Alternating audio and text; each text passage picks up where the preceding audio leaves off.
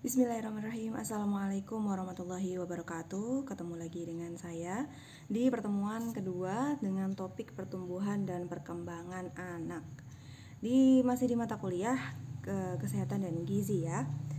Oke, kemarin kita telah membahas tentang bagaimana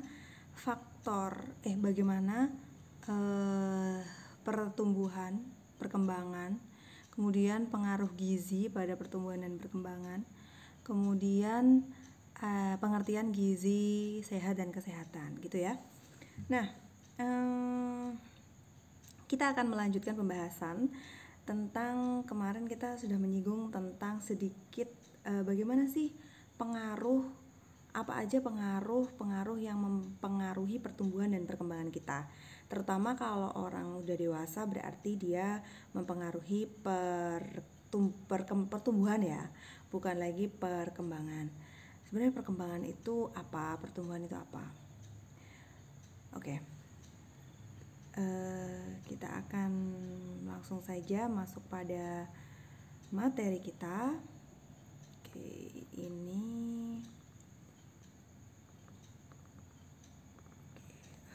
sebagai bahan diskusi kita.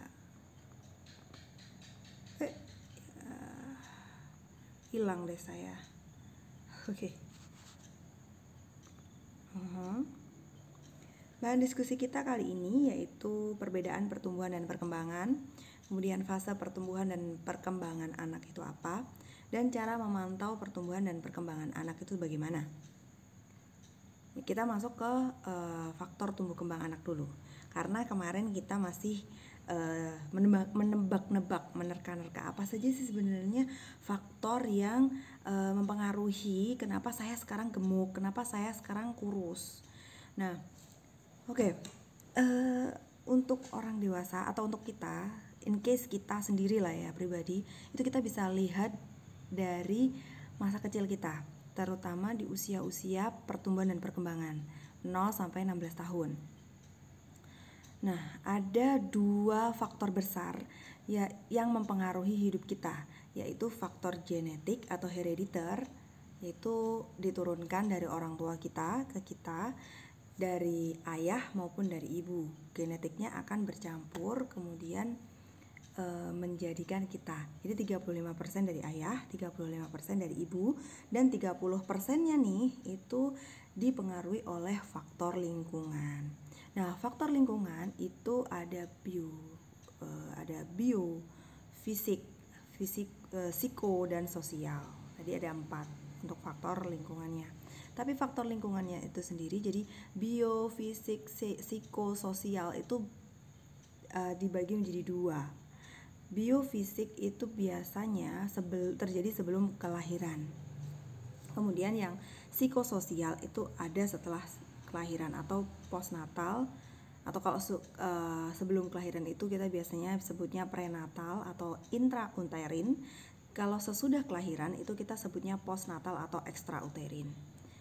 Nah, jadi secara garis besar itu faktor tumbuh kembang anak tuh seperti ini nih.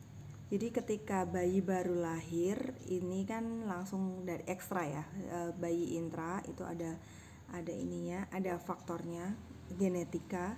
Terus kemudian sebelum lahir itu juga ada bio, mempengaruhi ibunya itu gizinya dan lain sebagainya. Termasuk saat hamil itu ibunya stres atau enggak, kemudian tekanan ketika dia aktivitas fisik dan lain sebagainya itu mempengaruhi kesehatan janin. Kemudian setelah bayi baru lahir itu dia baru dipengaruhi oleh lingkungan dan genetik. Nah, ini genetik sudah lama ya. Nah, setelah itu ada pengelolaan komprehensif ketika dia tumbuh dan berkembang, yaitu pola asuh, ASI, dan ASAH. Nah, ketika mengasuh anak itu kita menempa kemampuannya untuk menggunakan seluruh potensi tubuhnya. Kalau ASI itu berarti secara emosional, sedangkan ASA itu secara mentalnya. Oke.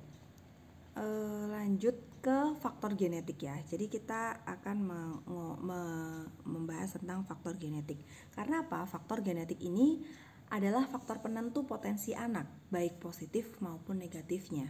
Nah, apa saja potensi anak itu? Yang pertama adalah faktor bawaan normal dan patologik atau penyakit.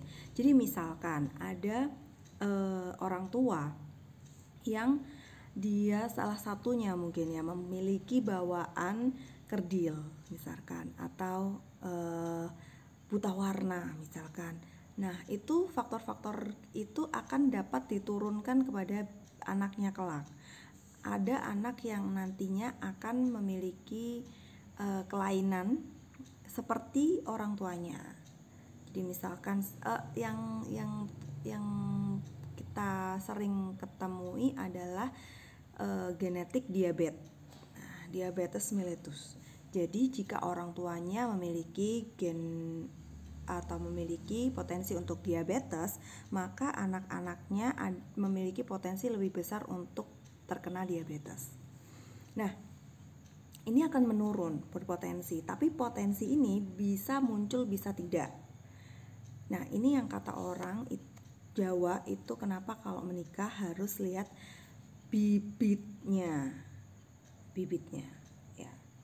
Bibitnya itu maksudnya genetikanya, bebet itu artinya hartanya ya, bobot itu artinya kecerdasannya, atau gimana, saya juga kurang tahu ya. Mungkin ada yang bisa membenarkan saya, silahkan tulis di kolom komentar. Nah, yang selanjutnya adalah jenis kelaminnya. Nah, ini juga bawaan genetik. Jadi orang tua itu bisa menurunkan kepada anak mana gennya yang lebih dominan. Misalkan dia ke jadi ada beberapa ada beberapa cara kenapa peneliti itu mengetahui bagaimana caranya menghasilkan anak laki-laki dan anak perempuan. Kenapa anak perempuan itu bisa lebih banyak daripada anak laki-laki? Karena memang kejadiannya lebih mudah anak perempuan daripada anak laki-laki. Nah, ini tuh jenis kelamin. Kalau ini akan pembahasannya akan sangat panjang sekali. Pokoknya jenis kelamin itu akan ditentukan dari genetiknya. Kemudian selain itu yang pasti jelas diturunkan adalah ras. Tidak mungkin orang Jawa dengan orang Jawa kemudian akan melahirkan anaknya yang seperti bule. Itu nggak mungkin. Ya mungkin sih kalau Allah berkehendak. Cuman secara pembelajaran kita selama ini itu tidak mungkin. Nah, ras inilah yang nantinya akan membuat anak-anak didik kita sangat berbeda wajahnya, kulitnya, rambutnya, dan lain sebagainya. Oke, selanjutnya adalah faktor lingkungan. Yang kedua adalah faktor lingkungan. Penentu tercapainya potensi genetik. Jadi potensi genetik yang tadi dibawa oleh anak itu tercapainya oleh faktor lingkungan ini. Apa saja faktor lingkungan itu? Yang pertama adalah gizi ibu hamil. Nah, anak akan baik perkembangannya ketika gizi ibu saat hamil itu juga baik. Kemudian secara mekanis yang tadi saya bilang saat hamil itu ada hal-hal mekanis yang mengganggu janin atau tidak.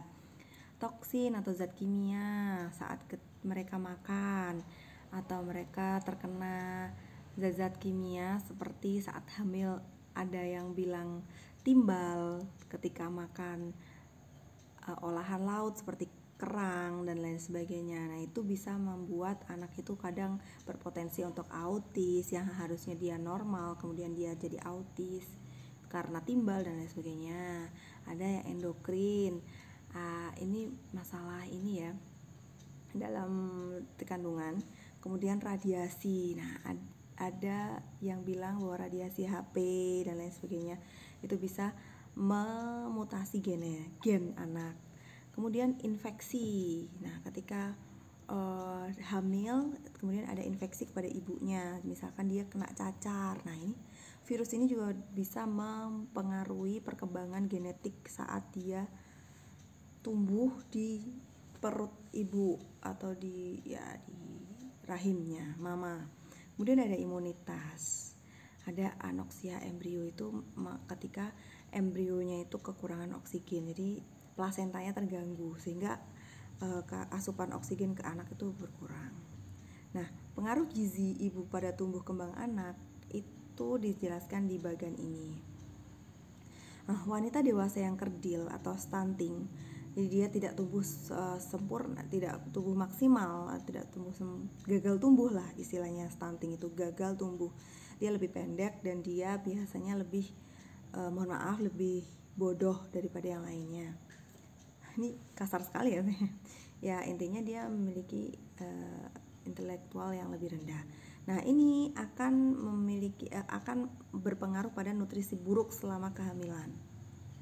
Ketika nutrisi buruk selama kehamilan, kemudian berat badan lahir rendah, berat badan bayinya ya, lahir itu rendah, maka infeksi perinatal dan nutrisi buruk akan terjadi pada anak. Kemudian pertumbuhan janin terganggu dan penurunan potensi intelektual. Nah, ini akan membuat anak itu menjadi kerdil atau dia juga mempunyai penyakit-penyakit bawaan lain. Nah, tapi perbaikan gizi dapat dilakukan pada usia anak sebelum pubertas. Yang kita singgung kemarin ya, kalau cowok mungkin 0 sampai 17 tahun, kalau cewek ini Asia ya. Kalau cewek 0 sampai 16 tahun. Nah, sebelum pubertas, perbaikan gizi masih dapat dilakukan dan terutama untuk anak-anak usia PAUD. Nah, faktor lingkungan, kita masuk ke faktor lingkungan. Ini udah berapa menit ya? Aduh, 11 menit. Oke. Faktor lingkungan ada bio dan fisik. Ada kesehatan. Bio itu kesehatan tubuh, gizi. Fisik itu secara sanitasi, tempat tinggal dan lain sebagainya, itu akan mempengaruhi bayi ketika setelah lahir. Mempengaruhi tumbuh kembangnya ya. Gizi otomatis ini sangat penting karena anak-anak itu butuh karbohidrat, protein, lemak, dan sedikit serat. Kemudian tempat tinggalnya bagus atau enggak, tempat tinggalnya banyak yang rokok atau enggak, kemudian jorok atau enggak, sanitasinya bagaimana dan lain sebagainya. Kemudian ada psiko dan sosial. Psiko itu secara mentalnya, kesehatan jiwanya, sosial, pengasuhan anak, tradisi, kepercayaan dan lain sebagainya. Misalkan tradisi kita anak itu dikasih makan kadang belum 6 bulan dikasih makan dulu. Nah, itu sebenarnya tidak baik karena pencernaannya belum siap. Ini bisa membuat anak ada sakit pencernaan dan kemudian tumbuh kembangnya terganggu. Oke. Ini banyak banget sih yang bisa kita diskusikan. Kemudian perbedaan pertumbuhan dan perkembangan anak. Oke. Ini kita akan bahas di video selanjutnya. Untuk video kali ini saya akhiri cukup sekian dulu. Lanjut ke part 2. Assalamualaikum warahmatullahi wabarakatuh.